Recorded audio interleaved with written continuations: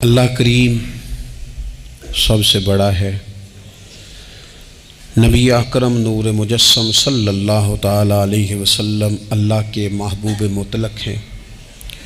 ہم اللہ کے بندے ہیں اور رسول کائنات کے غلام ہیں صلی اللہ علیہ وسلم۔ ہمارا ایک بہت بڑا تعارف ہے، عباد الرحمن کہا ہے اللہ تعالیٰ نے اپنے بندوں کو۔ ہمیں کہا ہے کہ تم بہترین امت ہو۔ اللہ کریم نے اعزازات سے نوازا ہے۔ جن لوگوں کے پاس اتنی بڑی نسبتیں ہوں، اتنے بڑے حوالے ہوں، اتنی بڑی طاقتیں ہوں، ان کے پاس ظاہری طور پر اگر لوگوں کا جتھا نہ بھی ہو اور ظاہری طور پر اگر مال و اسباب وقتی طور پر نہ بھی ہوں، اقتدار، عہدہ اور بڑے لمبے چوڑے نعرے ان کے پیچھے نہ بھی لگ رہے ہوں، تو یہ بہت بڑا تعارف نہیں کہ اللہ کے بندے ہیں اور رسول کریم کے غلام ہیں؟ اور کیا یہ تعارف جینے کے لیے، زندہ رہنے کے لیے اور گردن اٹھا کر جینے کے لیے بہت بڑا تعارف نہیں؟ باوجود اتنے بڑے تعارف کے اگر کوئی بندہ کمزور باتیں کرے، کچی پکی گفتگو کرے اور وہ اپنے آپ کو بار بار مظلوم ثابت کرنے کی کوشش کرے، وہ بار بار اپنے زخم دکھائے تاکہ وہ قابل رحم قرار پائے، تو یہ باتیں ایک مومن کو، ایک مسلمان کو، اللہ کے ایک بندے کو ذرا زیبا نہیں دیتی، ذرا اچھا نہیں لگتا۔ مسلمان اعصابی طور پر، ذہنی طور پر، نفسیاتی طور پر ایک طاقتور قوم ہے۔ مسلمان وہ قوم ہے جو مرعوب نہیں ہوتی، یہ رعب دکھاتی ہے، رعب۔ ہم وہ لوگ ہیں کہ جن کے اکابرین سوئے بھی ہوتے تھے، سوئے ہوتے تھے حضرت عمر، لیکن ان کو سوئے ہوئے دیکھ کر بھی لوگ کانپا کرتے تھے، اس لیے کہ شیر تو شیر ہی ہوتا ہے نا، وہ سویا ہو تو پھر بھی شیر ہی۔ تو میں کچھ عرصے سے اس کمی کو بڑی شدت سے محسوس کرتا ہوں کہ لوگ، یعنی کوئی شخص بھی ملتا ہے تو وہ اس لہجے میں بات کرتا ہے کہ اسے مظلوم مان لیا جائے، قابل رحم مان لیا جائے، اس کی مدد کی جائے، اس پر توجہ کی جائے۔ یہ مسلمان کی شان نہیں۔ آپ سورہ بقرہ پڑھیں گے تو قرآن مجید اصحاب صفہ کی شان بیان کرتا ہے کہ انہیں بڑی حاجت ہے، بڑے ضرورت مند ہیں۔ وہ لوگ تھے جو کئی دنوں تک روٹی نہیں کھاتے تھے، لیکن رب فرماتا ہے کہ میرے محبوب کے مدرسے کے ان طالب علموں کو جو دیکھے گا اسے محسوس ہوگا کہ یہ تو بڑے امیر لوگ ہیں۔ کیوں محسوس ہوگا؟ لا یسألون الناس الحافا، یہ لوگوں سے لپٹ کر سوال نہیں کرتے، کشکول طلب نہیں دراز کرتے، یہ اپنے پردے کو قائم رکھتے ہیں۔ خودداری، عزت نفس، وقار، خودی، ہمارے ہاں تیزی سے ان چیزوں کا آج جو ہے وہ یوں محسوس ہوتا جیسے قحط ہو گیا ہے۔ الا ماشاءاللہ، آپ کے زخم دکھانے سے کوئی بھی آپ کا زخم نہیں بھرے گا، بلکہ میں نے تو یہ دیکھا ہے اپنی زندگی میں کہ اچھا بھلے تعلقات چل رہے ہوتے ہیں، آپ کو ذرا ضرورت پڑ جائے تو سامنے والا آنکھیں پھیر لیتا ہے، اسی وقت اس کا ماحول اور اس کے حالات خراب ہو جاتے ہیں۔ اس لیے اپنا سارا بھروسہ، اپنی ساری توجہ، اپنی سوچوں کا مکمل مدار صرف اللہ رسول کی ذات کو بنائیں، اور اس انداز میں بنائیں کہ کون دیتا ہے دینے کو تو چاہیے، دینے والا ہے سچا ہمارا نبی۔ اور یہ ذہن بنائیں زندگی میں کہ رب رسول کی بارگاہ سے 2 قطرے بھی مل گئے تو دنیا بھی بن جائے گی، آخرت بھی بن جائے گی۔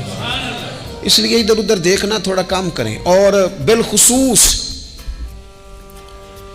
آج اپیل کروں گا، استاد اپنے شاگردوں کو، پیر اپنے مریدوں کو، باپ اپنی اولاد کو بڑی بڑی باتوں کا سبق پڑھائے، بڑی بڑی باتوں کا۔ اقبال نے شکوہ کیا، اقبال کہنے لگے شکایت ہے مجھے یا رب خدا بندان مکتب سے، یہ جو انہیں کہتے ہیں کہ جناب پڑھ جاؤ گے تو روٹی اچھی ملے گی، یہ انہیں کہتے ہیں پڑھ جاؤ گے تو کار میں بیٹھو گے، پڑھ جاؤ گے تو کوٹھی بنا لو گے، یہ کیا سبق پڑھا رہے ہیں بھلا؟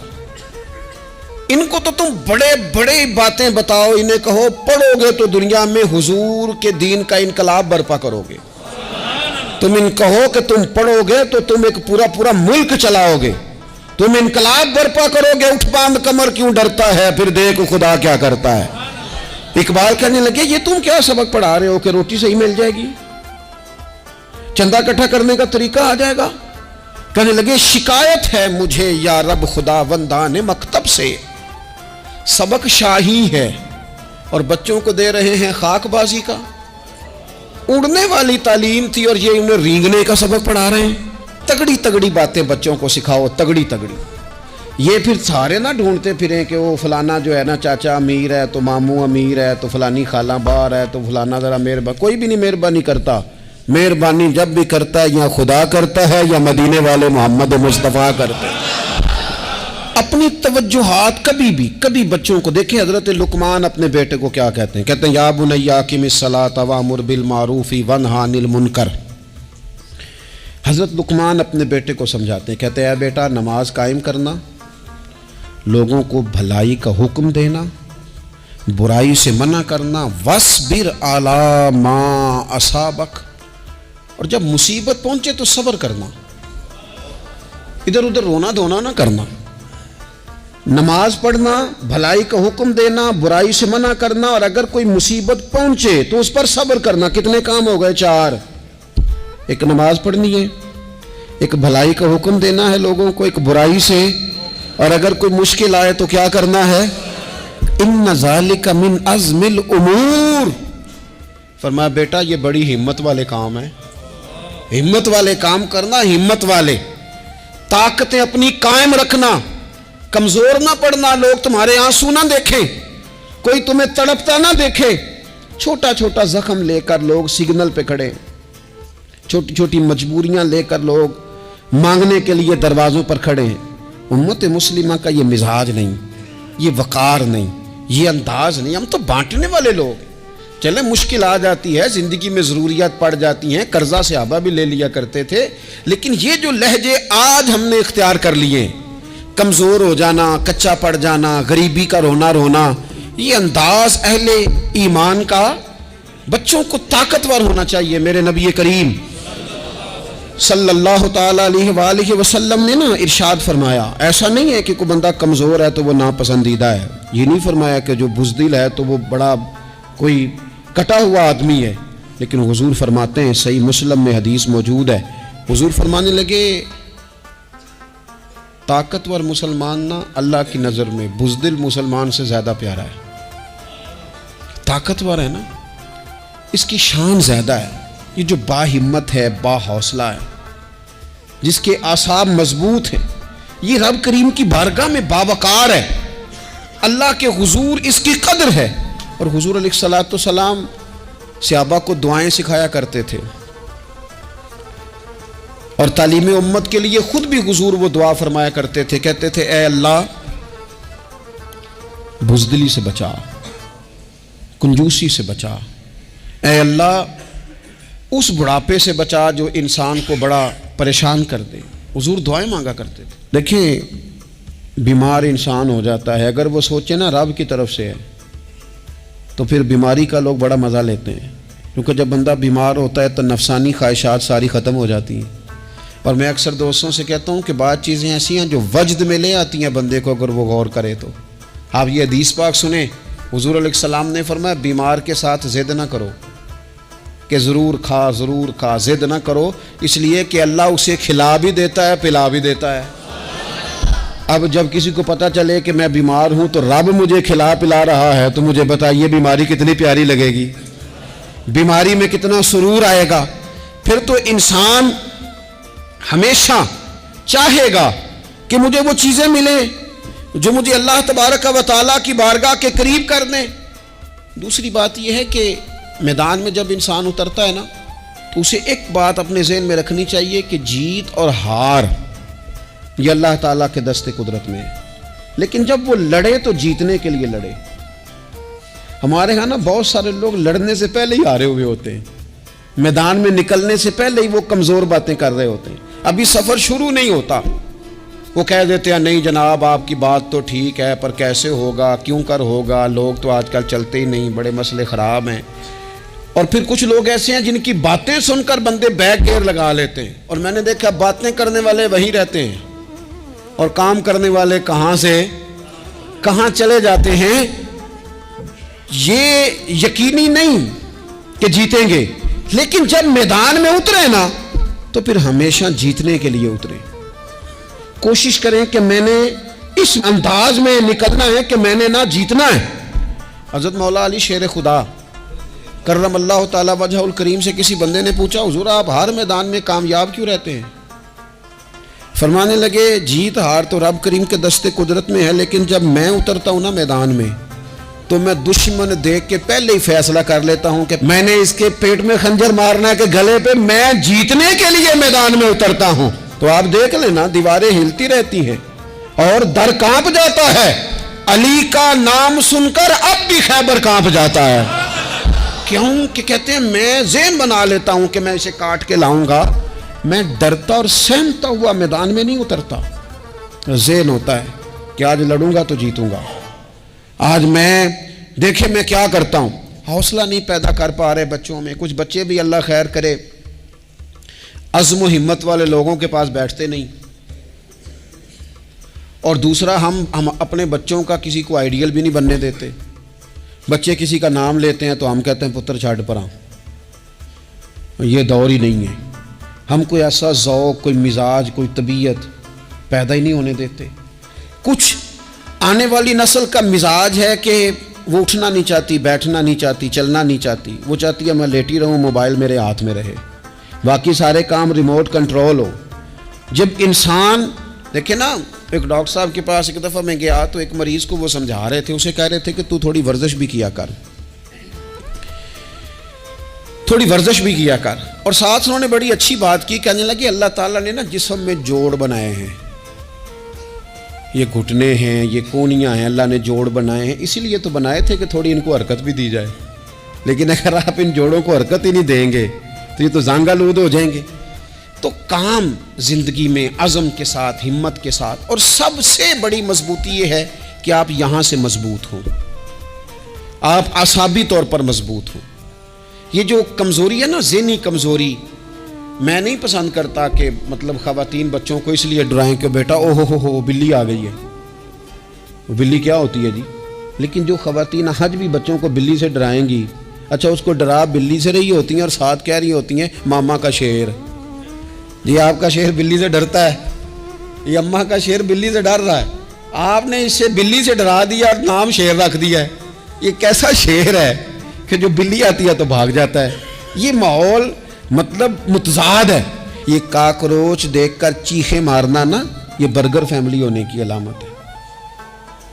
چھپکلی دیکھ کر نا چیخیں مارنا، یہ امیر گھروں کی علامت ہے، پڑھے لکھے لوگوں کی علامت۔ یہ کیا مذاق ہے؟ جو قوم چھپکلی سے ڈرتی ہے، کاکروچ سے ڈرتی ہے، اور جو لوگ کہتے ہیں ہو یہ جناب یہ تو اندر میرے وہ آ گیا ٹوکا تو یہ کھا جائے گا، تو یہ قوم انقلاب برپا کرے گی، یہ میدانوں میں نکلے گی۔ بڑے خوبصورت انداز میں ویڈیو بنا کے تو اس کو شیئر کیا جاتا ہے کہ وہ جی قربانی والے دن بکرا ذبح ہو رہا تھا تو بچہ رو پڑا۔ کیا بات کرتے ہیں آپ؟ یہ جہاد کرے گا بچہ کل کو جو بکرے ذبح ہونے پہ روتا ہے؟ اعصابی مضبوطی ذہنی طور پر مضبوط کب ہوتی ہے؟ جب انسان اخلاقاً مضبوط ہوتا ہے، اس کی طبیعت وزادار ہوتی ہے، اس کا مزاج اسے مضبوط کرتا ہے۔ آپ ایک حدیث دیکھیں، ترمذی میں موجود ہے، حضور علیہ الصلوۃ والسلام نے فرمایا جب اللہ تعالیٰ نے زمین کو پیدا کیا تو زمین ہلنے لگی، تو اللہ نے پہاڑوں کو میخیں بنا کر، قلعے بنا کر زمین میں لگا دیا تو زمین ٹھہر گئی۔ فرشتے فوراً عرض گزار ہوئے کہ مالک تیری سب سے طاقتور مخلوق یہ پہاڑ ہیں؟ فرمایا نہیں، لوہا جو ہے نا وہ پہاڑوں سے بھی طاقتور ہے، کیونکہ لوہا پہاڑ کو کاٹ دیتا ہے۔ یا اللہ پھر لوہا سب سے طاقتور ہے؟ فرمایا نہیں، آگ اس سے بھی طاقتور ہے۔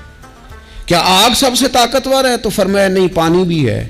کیا پانی طاقتور ہے؟ فرمایا ہوا بھی ہے، جو پانی کا رخ پھیر دیتی ہے۔ مسلمانوں خدا را اس سے بڑا ذوق نہیں ملے گا۔ میں طاقتور ہونے کا طریقہ بتا رہا ہوں، ہمارے ہاں لوگ سمجھتے ہیں کہ میں بولتا زیادہ ہوں اس لیے میں طاقتور ہوں، میرے پاس اسلحہ زیادہ اس لیے میں یہ دیکھو حضور نے بتایا طاقتور کون ہوتا ہے۔ یا رسول اللہ پتھر پہاڑ طاقتور ہے؟ تو فرمایا نہیں، ان پر تو لوہا ہے، لوہا طاقتور ہے، نہیں اس پر تو آگ ہے، آگ طاقتور ہے، نہیں اس پر تو پانی ہے، پانی طاقتور، اس پر تو ہوا ہے۔ تو حضور پھر مہربانی کریں بتائیں طاقتور کون ہے؟ تو یہ دیکھو نا، یہ یاد رکھو نا، یہ کائنات کے سب سے بڑے حکمت والے محبوب کی بات یاد رکھو نا۔ حضور فرمانے لگے سب سے زیادہ طاقتور وہ مومن ہے جو سیدھے ہاتھ سے صدقہ دیتا ہے اور دوسرے کو پتہ بھی نہیں لگنے دیتا۔ اس ہاتھ سے صدقہ دیا اور اس ہاتھ کو پتہ، جس میں یہ اخلاقی طاقت آ جائے نا کہ اللہ کے رستے میں دیکھ کر پھر اسے چھپانا آ جائے، وہ بڑا طاقتور آدمی ہے۔ وہ میں یہ سب سے بڑا طاقتور ہے جس نے اپنے رب سے راز نیاز شروع کر لیے، اللہ کے رستے میں دیتا ہے پھر کسی کو خبر۔ یہ کون سی طاقت ہے؟ یہ روحانی طاقت ہے، یہ اخلاقی طاقت ہے، یہ کردار کی طاقت، یہ سوچوں کی طاقت ہے، یہ آپ کے مزاج کے بلند ہونے کی طاقت ہے۔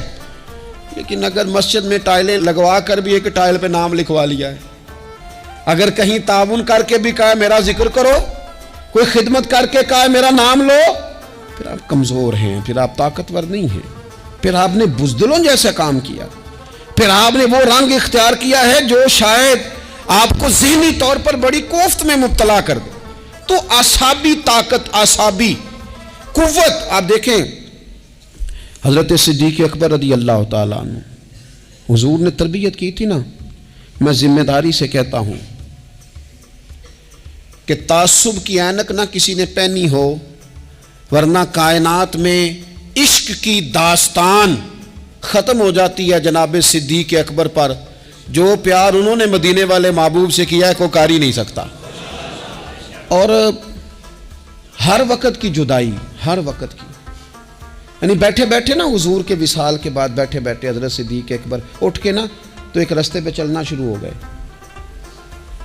کسی نے پوچھا ابو بکر کہاں جا رہے ہو؟ کہنے لگے یار ایک دن نا محبوب 2-3 دن کے لیے کہیں گئے تھے، اس رستے واپس آئے تھے۔ جنہاں دے دل پر جانی وچھڑن کون روے پھر تھوڑا، یہ سب روگاں دا روگ محمد جس دا نام وچھوڑا۔ پریشان ہوں تو دل کر رہا ہے پتہ نہیں یہاں سے آ نہ جائیں۔ اتنا زیادہ محبوب کی غلامی اور نبی پاک کی محبت کا ذوق، لیکن اعصابی طور پر مضبوط کتنے تھے؟ حضور کے وصال کے بعد جس بندے نے اپنے پروں کے نیچے پوری امت کو سنبھال لیا ہے نا، اس کا نام بھی ابو بکر صدیق ہی ہے۔ ایسے ایسے سنبھال لیا، سب سنبھال، دکھ سب سے زیادہ لیکن سنبھالا۔ کوئی زکوٰۃ کا منکر پیدا ہو رہا ہے، کوئی ختم نبوت پہ حملہ کر رہا ہے، کوئی کچھ ہو رہا ہے، کوئی کچھ ہو رہا ہے، ابو بکر صدیق نے فرمایا سارے لشکر روانہ کرو، جہاں جہاں حضور نے فرمایا تھا جہاد کرو۔ فرمایا جو ایک رسی بھی زکوٰۃ کی نہیں دے گا وصول کریں گے۔ لوگوں نے کہا حضور حالات بڑے اور طرح کے ہیں، کیسے کام چلے گا؟ حضرت عمر جیسے دلیر بندے بھی کہنے لگے جناب یہ نظام کیسے چلے گا؟ تو ابو بکر صدیق فرمانے لگے عمر تجھے تیری ماں روئے، تم بڑے مضبوط مزاج کا تھا، یہ مجھے کیا پیغام دے رہا ہے؟ فرمایا عمر یاد رکھ اگر میں مدینہ منورہ میں اکیلا بھی رہ گیا اور جنگل کے درندے میرا آ کے گوشت بھی نوچ کے لے گئے تو پھر بھی میں ان اصولوں پر کھڑا رہوں گا جن اصولوں پر مدینے والے رسول نے مجھے کھڑا کیا ہے۔ ذرا گنجائش نہیں، ہم یہاں سے مضبوط لوگ ہیں، یہاں سے ذہنی بلندی، ذہنی پختگی، یہ حسن ہے زندگی کا۔ یہ کیا بات ہوئی؟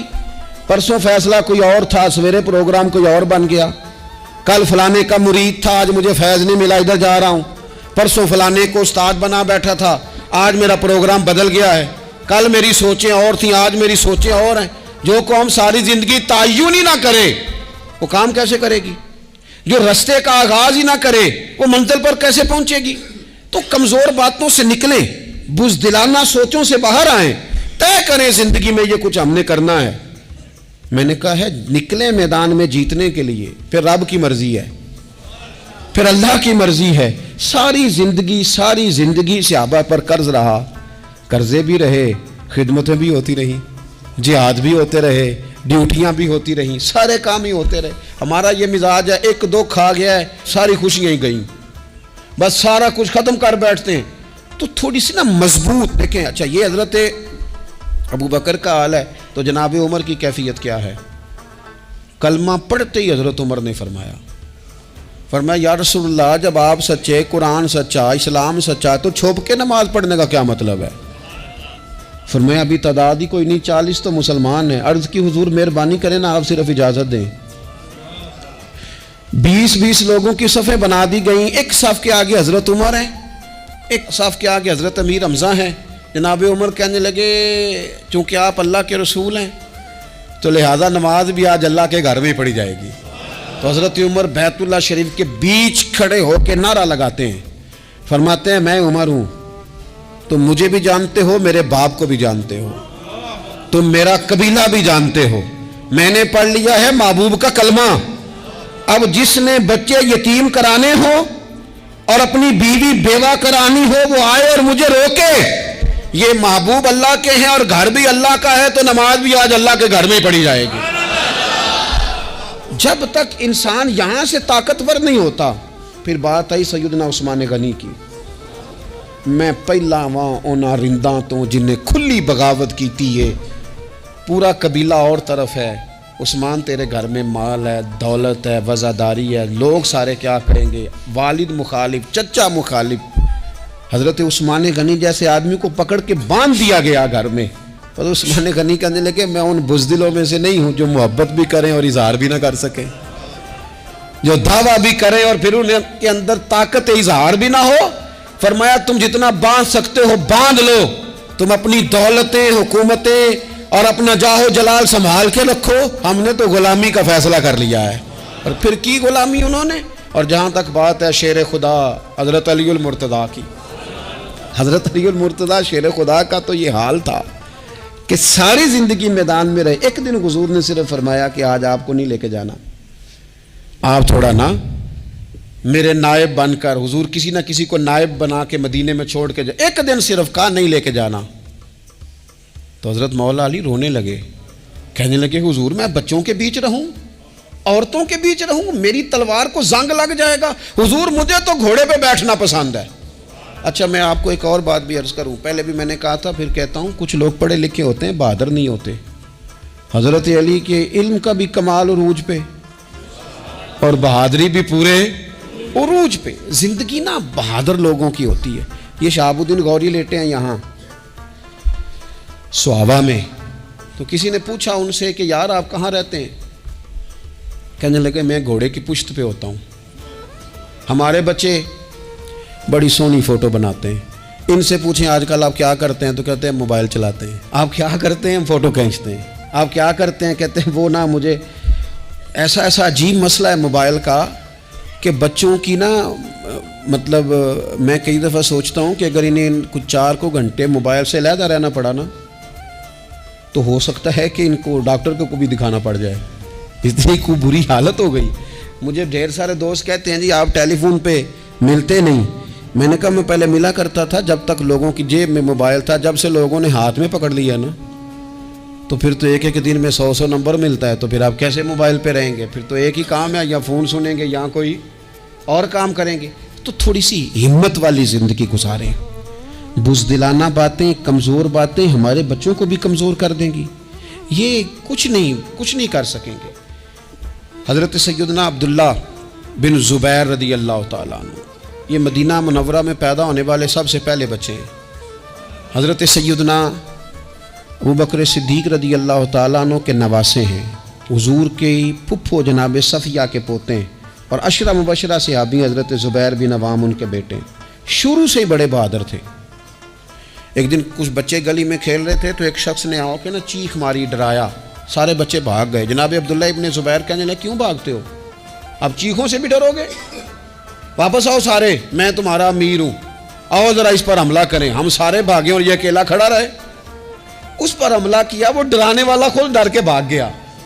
تھوڑا سا نا مزاج, ذہن, طبیعت دیکھیں نا, بدتمیزی اور چیز کا نام ہے لیکن گفتگو کا مضبوط ہونا یہ اور چیز کا نام ہے. بچوں کو جب پوری طرح یہاں تو ہم ان کو اس قدر زیادہ کمروں میں بند رکھتے ہیں کہ جب وہ نکلتے ہیں باغی ہو جاتے ہیں.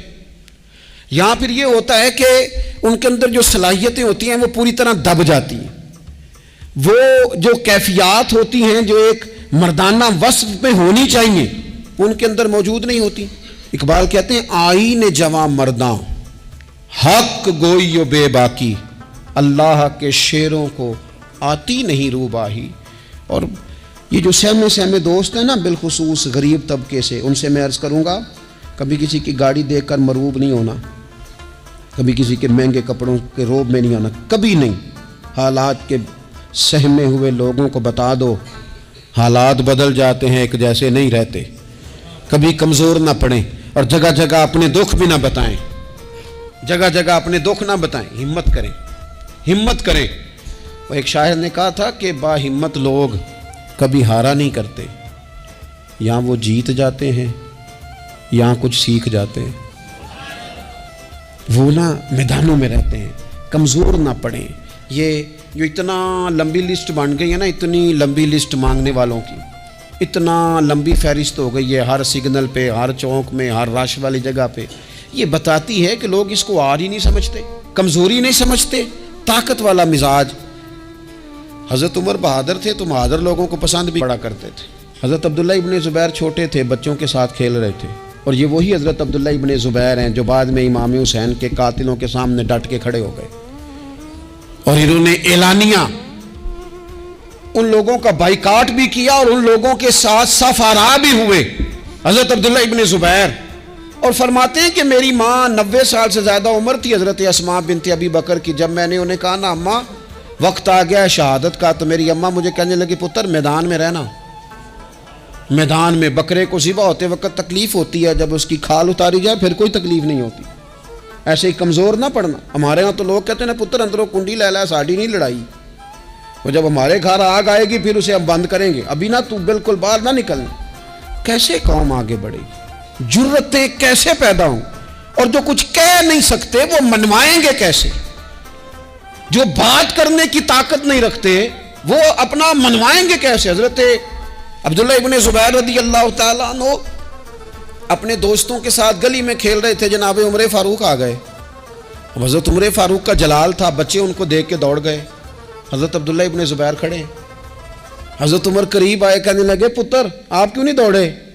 حضرت عبداللہ ابن زبیر چھوٹے سے ہیں، کہنے لگے جی کیوں میں دوڑتا، میں نے کوئی جرم کیا ہے؟ تو میں نے غلطی کی ہے، بھلا کیوں دوڑوں؟ آرام سے کھیل رہے ہیں اور نہ ہم نے کوئی رستہ بند کیا، جگہ ہے، آپ نے گزرنا تو گزر جائیں. چاہیے تھا نا حضرت عمر ناراض ہوتے، پر جناب عمر نے ماتھا چوم لیا. کہنے لگے کیا بات ہے بیٹا، ان چیزوں پر ذرا قائم رہنا. کہنے لگے جرم کی ہے، کیا مطلب ہے اس بات کا کہ فلانا ہے تو دوڑ جائے؟ کیوں دوڑیں جی؟